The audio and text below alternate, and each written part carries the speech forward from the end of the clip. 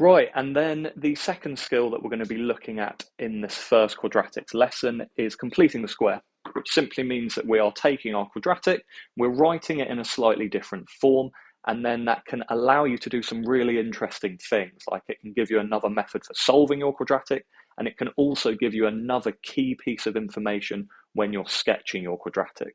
We're going to come on to those couple of things over the next lesson or two. So let's first of all learn how you take your quadratic and you just put it into complete the square form.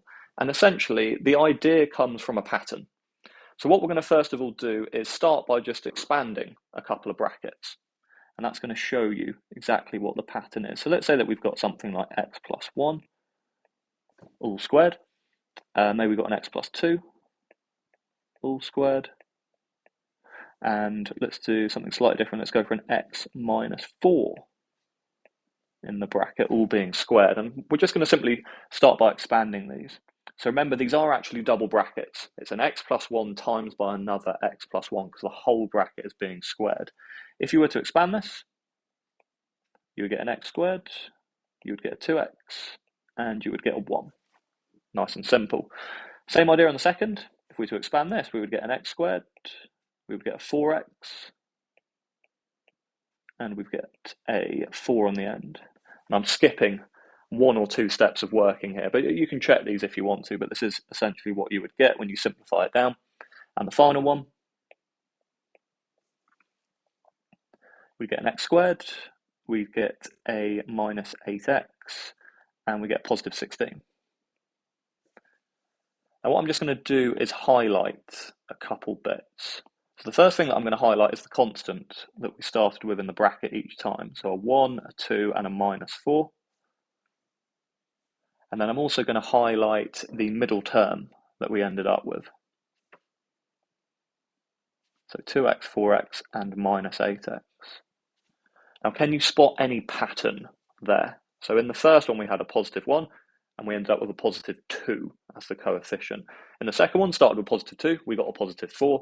And in the last one, we started with a minus 4, and we ended up with a minus 8. Hopefully you can see that we are doubling every time. So timesing by 2, or if we're working back the other way, we're of course dividing by a 2 instead. That is the first thing to notice that's going to help you with our completing the square. So when we complete the square, like I said before, we're just changing the form that it's written in. And we're going to be writing them in this form here. So something in a bracket all squared, and then there might be something that we're adding on outside the bracket, or even maybe subtracting. So the first thing is, how do you get the a part, the number that's in the bracket? Well, essentially it works from the pattern that we were just looking at.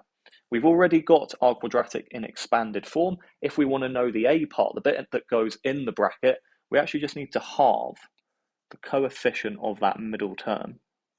So that's 6 that I've got there. I'm going to halve that. That's going to give me a positive 3.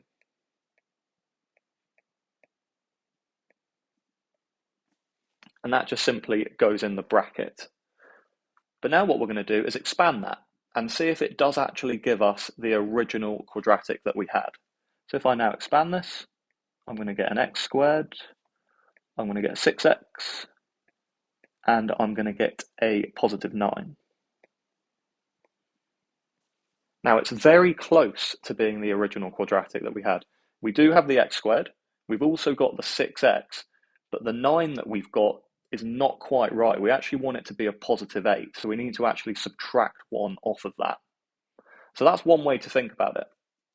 The original bracket that we had was almost perfect. The x plus 3 and the bracket squared gave us 2 of the terms that are correct, but we had 1 too many. We had a 9 when it should have been an 8, so we need to subtract 1 from that. And that now puts your quadratic in completed the square form. Exactly the same idea on the second one, except I'm just going to show you that we can work out what the number on the outside should be without having to expand the double bracket. And it's going to save a little bit of time, but more importantly, it's going to save us from making mistakes. Because when you add in things like expanding double brackets, it's very, very simple to make a small mistake. So same as before, let's first of all look at the coefficient that we've got here, which is a positive 4. Same idea as before, I need to halve that. And what you can do from here is actually just subtract whatever that number squared is. So that number that we put in the bracket was a positive 2. If I square that, I get a 4. I just need to subtract that. And then we notice in the original quadratic that we had, there was a minus 3 there. So let's just write that on the end. And then if we simplify down,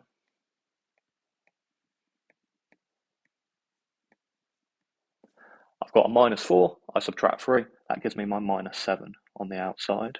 And you can actually check if you now expand that double bracket, collect the like terms together with the minus 7 as well, you will end up with the original quadratic. So, two different methods that I've shown you there. The first question looked at how we would actually expand the double bracket and then just compare what we've got with what we started with. It's absolutely fine to do that. It's more likely, though, that you'll make mistakes with the expanding of the double bracket. So I do prefer the second method. That's the one that I'm going to use throughout now. So we subtracted the number in the bracket squared, and then we also had the original number, the minus 3, that we just put on the end, and then we simplified in one step.